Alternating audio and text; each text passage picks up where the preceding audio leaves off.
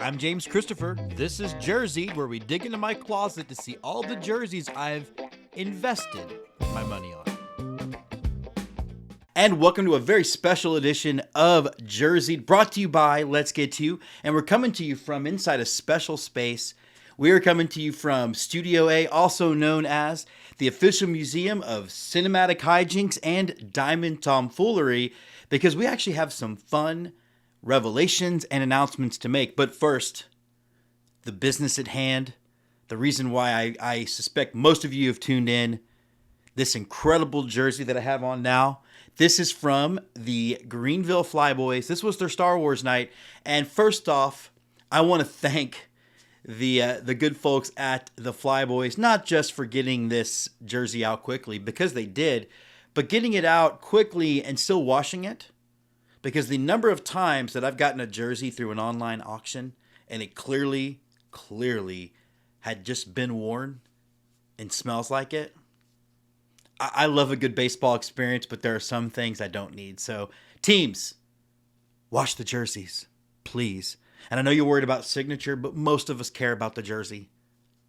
Wash them.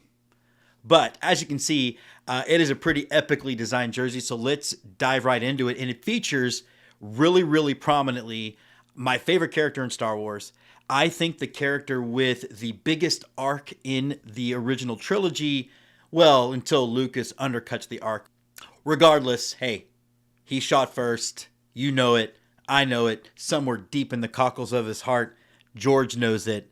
But it does feature Han Solo. This jersey's like jumping in the Falcon, punching up the coordinates in the Nava computer, and just making the jump to light speed right to the top of my jersey rankings. Like I said, the front of it features the large image of Han Solo, but what really makes this jersey pop are some of the other details. For example, you have the Flyboys logo that also is connected to a silhouetted image of the Falcon, and on the other side you have a similar version of the Flyboys logo, but this time incorporating the Falcon. And then on the back, you have the numbers with the symbol for the Rebel Alliance. So well done, really well done to the Greenville Flyboys on putting together a really excellent Star Wars jersey.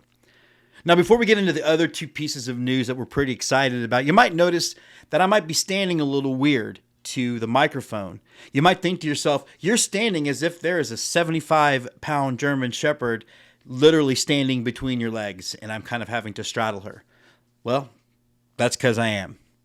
Shout out to Quint, everybody. But we do have two pieces of news, and the first one is we have made a change to the museum. That is the Museum of Cinematic Hijinks and Diamond Tomfoolery.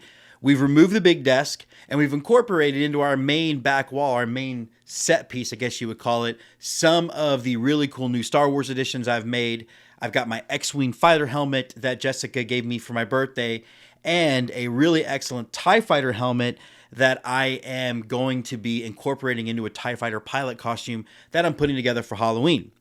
I have also added H-117. He is the droid I built in LA, dedicated to the Houston Astros and their first World Series championship in 2017. Get it? H117. They're not all winners, folks. But some big news is we are clearly getting to the end of the minor league baseball season, but I was feeling this itch to travel, so we have added 3 teams that we're going to be seeing.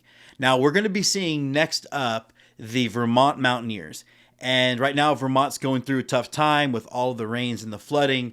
And while it looks like the game will probably still get in by the time I get up there, regardless, we're going to go up there, we're going to check out the stadium, and we're going to do our best to support that community that's going through a really rough time.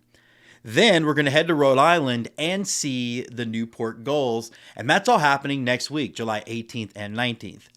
Labor Day weekend, we're going to be doing 2 games out with the Fredericksburg Nationals, the Fred Nats. We cannot wait to go out there and check those guys out. And it will mean that we're going to be seeing a game in Virginia. It means we will either have been to a game, been to a ballpark, covered a team in all 48 continental United States. That's right, the lower 48 as they call it in Alaska. So it means that we'll have one state left when you count Alaska that we've already done. We'll have one state left as we roll into the next baseball season.